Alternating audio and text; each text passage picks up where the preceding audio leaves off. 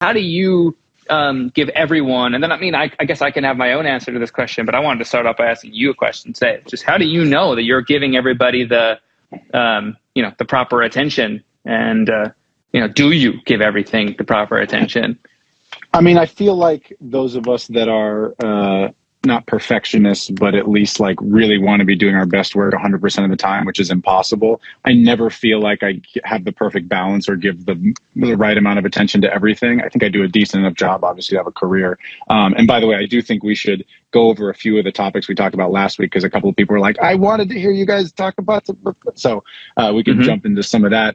But yeah, I think last week it was like I'd done a writing session the day before, so I needed to deliver a song demo, which meant comping vocals and quickly doing enough production so that it felt like a record, but not so much that I was just like spending too much time overcooking a song demo. Not just for my own sake, for, I don't want to spend 3 days on every song demo or something, which I have done in the past. And it's like, I got to, spend a couple of days on a song demo. It's just a waste of time, except when it isn't, when you really need to deliver a finished thing. So figuring out how much time to give it so that people feel excited about the song, but there's still room to play with it. But the artist who has input on the production can then help shape it a little bit. So I was doing that in addition to doing a mix of a song that I had co-written and produced like a year ago, that I had just gotten all the vocal files from there were 8 vocalists on the song.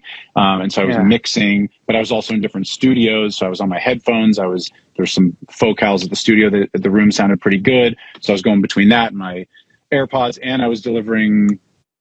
Oh, and I was doing notes on a mix for another thing, which I had produced and written, but didn't mix. So the answer to your question is, I feel like, again, we get back to that's what the skill set is for me anyway. Like my career has very much been jumping between a lot of things, and for whatever reason, my brain likes that. And I like developing that skill. I like jumping from writing for a few days and being emotional and trying to pull things out of our heart that's uncomfortable, and then just finishing productions and tweaking and doing sonic things the next week. So for me, it's a constant juggle, but that's kind of what's exciting to me. I think that I get really bored if I'm doing the same thing over and over and over in the same way. Yeah.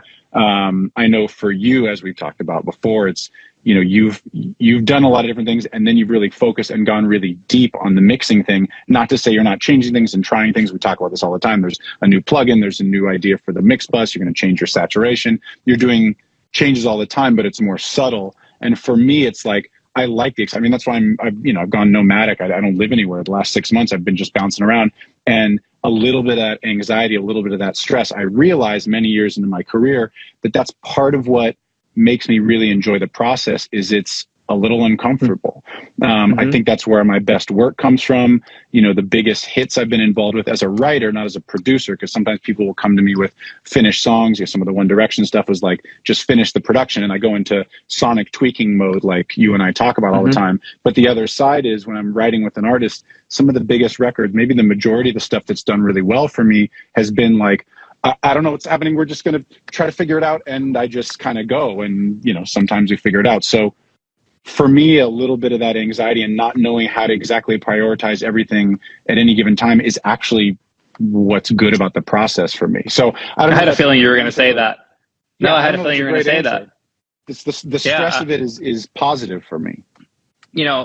I very much relate, but on, the doubling down the mix thing for sure. But I love different genres. So, yesterday I worked on 2 completely different genres, and it was exciting. Today I have the option I have to focus in on one. It's kind of why I'm asking the question, because I actually have to lock in next week with an artist for a week.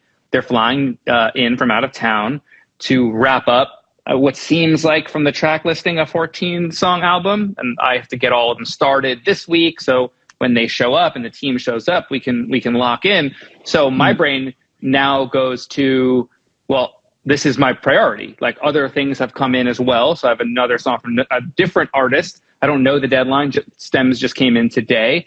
When am I going to jump on that? If this artist wants me to prioritize them, I have that booked. It's now locked out. So if I want to work on something, I have to work on it while they're at the hotel. I have to work on it when I'm not working on that. And that's different for me, and I used to see that with Tony, like certain sessions would be locked out and like, Robin Thicke came through or Beyonce would come through and they would come through and book out weeks at a time or 3 or 4 days to go in and wrap up whatever he'd been working on. But that was a rarity. That wasn't always the case. They might come in for a day. I saw like, a lot of artists just come in for a day. It's like, that's cool. I can do a whole day. But thinking about a week, what am I going to have to say no to for that week and move on from? Am I best bouncing back to this artist after cleansing the palette with another artist? Like, I think that's kind of what you're getting at, like staying on top of your game because you're bouncing from different things. You're gaining perspective. Maybe I'm going to learn something from, a Nashville produced French project that's super musical into this hip hop record that has a sample, but the sample has a sick, bass line that like could benefit from some of this musicality. Like, you don't know what you're going to learn from every song. So I imagine that it's best for me to be bouncing around. So this week or next week coming up is going to be difficult for me. So I'm actually curious, like how I'm going to feel in and out of that. I'll probably be excited. The artists come in, like, the team's going to be here, order some food, hang out. Like, that's going to be cool. So I don't get to do that often. And I'm really pumped about that. One of the things I will say as a piece of advice, which I need to follow myself, there's a big difference. And I learned this when I was in my mid-20s. I was actually dating a woman at the time who sort of put me onto this.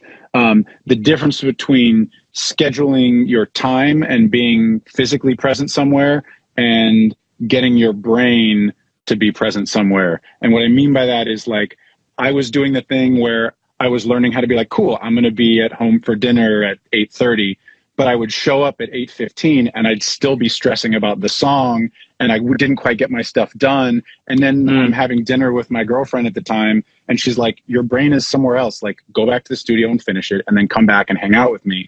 And she was really sweet about it. And it was a really profound moment for me, which is the ability to finish things, turn them off is much more important even than scheduling sometimes. And so when thinking about, like, if you're about to go in with an artist, whether you're a writer, whether you're a mixer or whatever, I'm someone who juggles a lot of projects, you working with a lot of different artists as a mixer, if you're really about to go in, see if you can clear as much of your plate as possible so psychologically you can focus. Because if you're really digging in with an artist, you don't want to have a bunch of things on your plate. It's nice for me if I'm like, cool, I got 2 writing sessions, I'm finishing a mix, sending something off to mastering, doing some notes for something else. I got a day where I'm just going to make tracks with a friend of mine. Like, that sort of thing is really easy to bounce around from. But if all of a sudden next week I got 3 days with an artist, I really should get a bunch of things done. So the morning of day 2, I'm with this artist. I'm just locked in with this artist. I'm not like reading a bunch of emails, checking more mix notes, having to tweak a thing.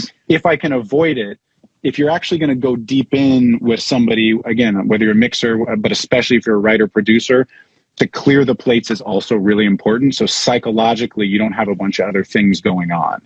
So I don't know how much that applies to you personally, but I think generally as a piece of advice, that's really important for me.